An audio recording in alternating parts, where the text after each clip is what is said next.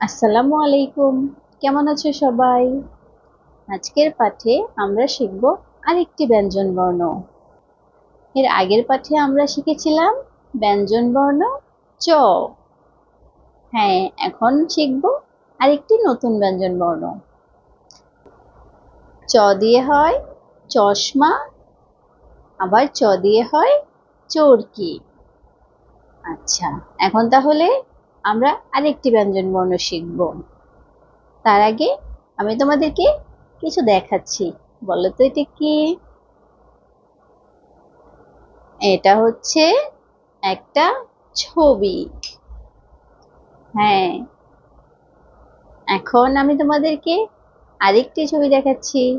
বলো তো এটা কি? হ্যাঁ, এটা হচ্ছে একটা ছাতা। হ্যাঁ, যেটা বৃষ্টির সময় সবাই ব্যবহার করে। তাহলে প্রথম ছবিটি কি ছিল? ছবি, মানে এটার নামই হচ্ছে ছবি।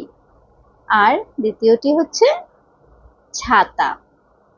আমি আবার বলছি, প্রথমটি হচ্ছে ছবি, তারপরেরটি হচ্ছে ছাতা।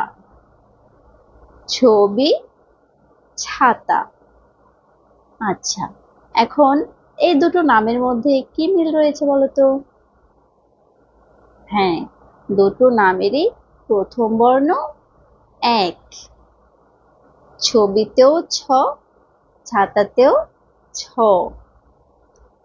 আচ্ছা, এই ছ হচ্ছে আরেকটি ব্যঞ্জন বর্ণ। হ্যাঁ, ভালো করে দেখে নাও ছটি দেখতে কেমন। ছ হচ্ছে একটি পূর্ণমাত্রার বর্ণ।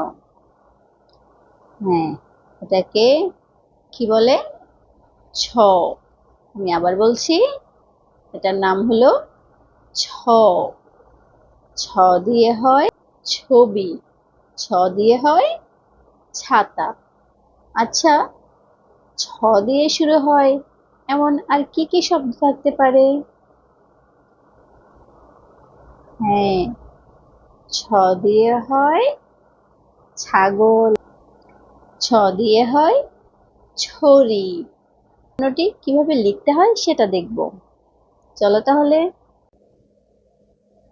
তোমরা দেখো, আমি ঠিক বইয়ের মতো করে এখানে বিন্দু বিন্দু দিয়ে ছ বর্ণটির একটি নকশা তৈরি করেছি।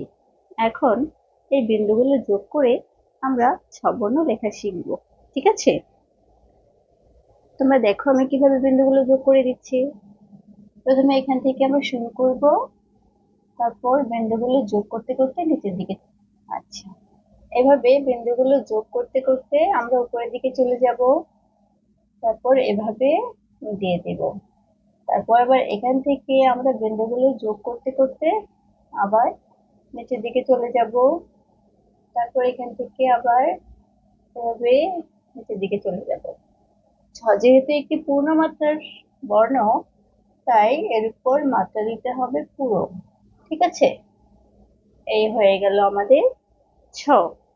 তাহলে এই ছয়ের উপর আমরা কয়েকবার হাত ঘোরাবো।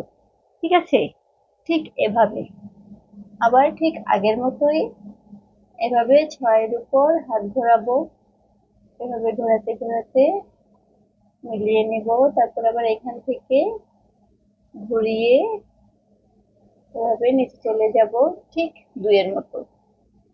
তারপর উপরে পূর্ণমাত্রা দিয়ে দেব। এভাবে আমরা কয়েকবার হাত ঘোরানোর পর নিজে নিজে ছ লেখার চেষ্টা করব। ঠিক আছে? আজ তাহলে এই পর্যন্তই।